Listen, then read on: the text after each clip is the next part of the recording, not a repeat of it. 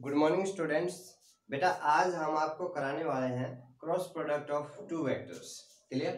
तो सभी लोग हेडिंग डालें, cross product of two vector.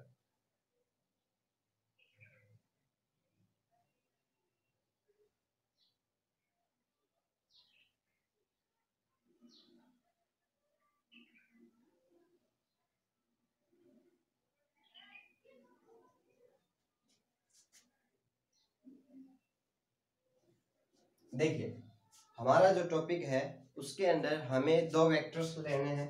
जैसे कि हम लेकर चलते हैं, मान लीजिए let we have two vector, A vector and B vector. Let A vector and B vector are two vectors and theta is angle between them, then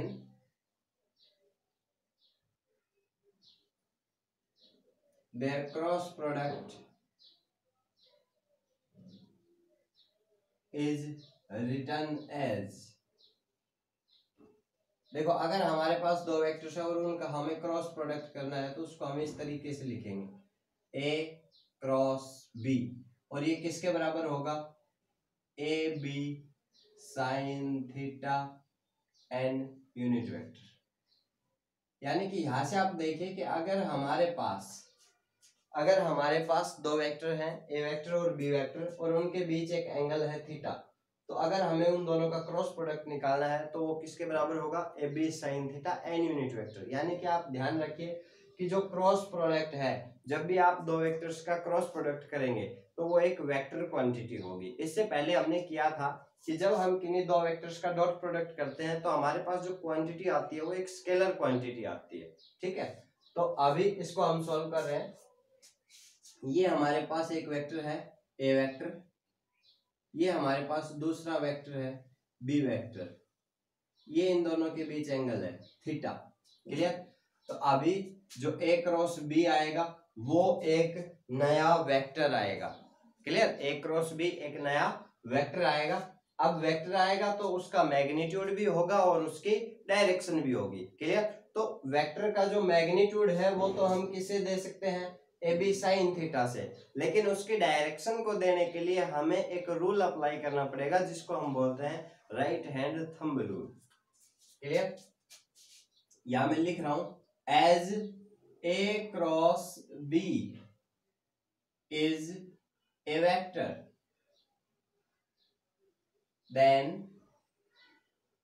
its magnitude is equals to AB sin theta, but for direction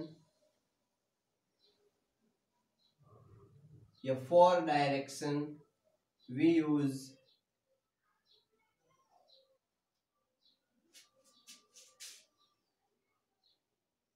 right hand thumb rule। Clear? Direction को represent करने के लिए हम right hand thumb rule का use करेंगे। अब right hand thumb rule क्या कहता है कि कर्वेचर ऑफ फिंगर या curling of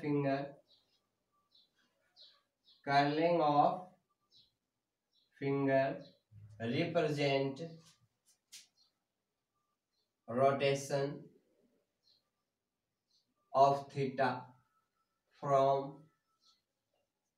a vector to b vector, then thumb represent direction of a vector cross b vector। Clear? देखिए अगर हमारे पास दो वेक्टर हैं, जैसे कि यहाँ पर है ए वेक्टर और बी वेक्टर, और इनके बीच में एंगल है ये, तो हमें क्या करना है, ये जो हमारा राइट हैंड थंब रूल है इसकी ये जो कर्लिंग ऑफ फिंगर है, clear, curling of finger represent करेंगे किसको, थीटा को, यानी कि एंगल को, यानी कि रोटेशन को, और वो भी किधर, ए से बी की तरफ। तो कर्लिंग ऑफ फिंगर रिप्रेजेंट करेंगे ए से बी की तरफ, यहाँ आप देख सकते हैं ए से बी की तरफ, ये एंगल है, और ये जो थंब है ये रिप्रेजेंट करेगा किसको, direction of A cross B, यानी ए क्रॉस बी जो है वो भी हमारे पास क्या है, एक नया वेक्टर आएगा। क्लियर।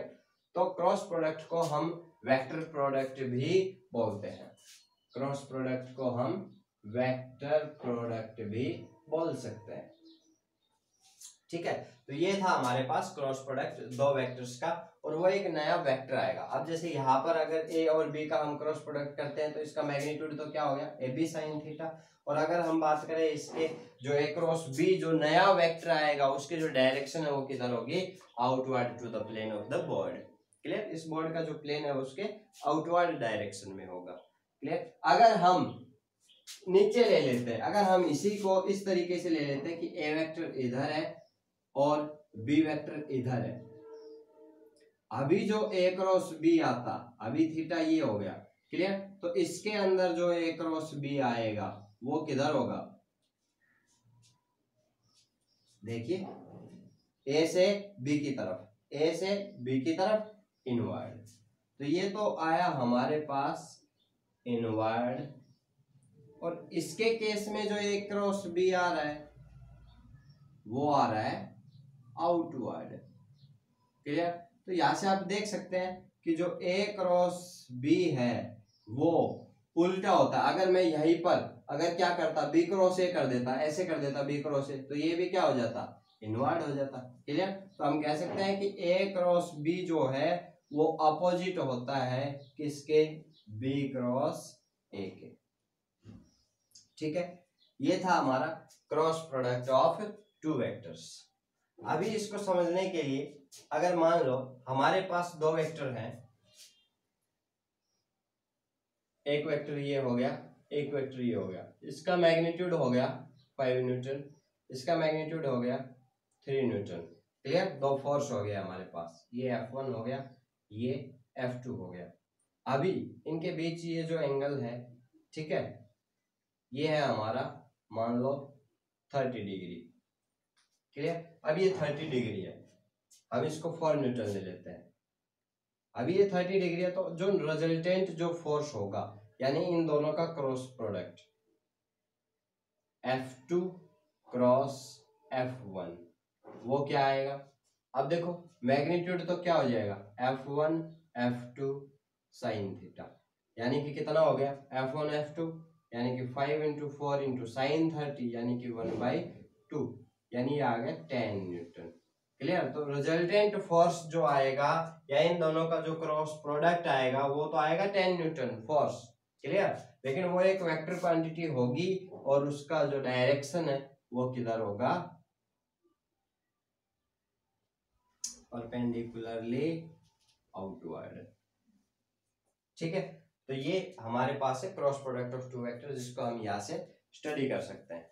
इसके बाद हमारे पास आता है कि ये जो क्रॉस प्रोडक्ट है इसकी कुछ प्रॉपर्टीज। अगर हम बात करें properties of cross product of two vector,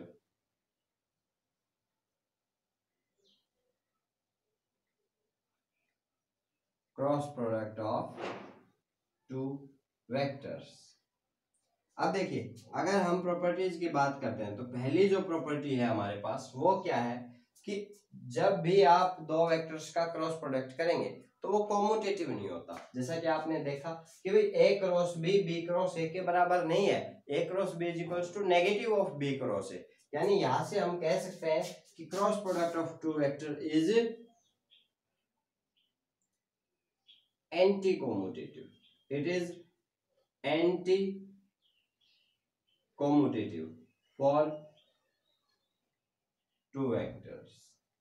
एक तो ये एंटी कॉम्यूटेटिव है। एंटी कॉम्यूटेटिव का मतलब क्या है कि आप अगर ए क्रॉस बी कर रहे हैं तो वो उल्टा होगा किसका, बी क्रॉस ए का।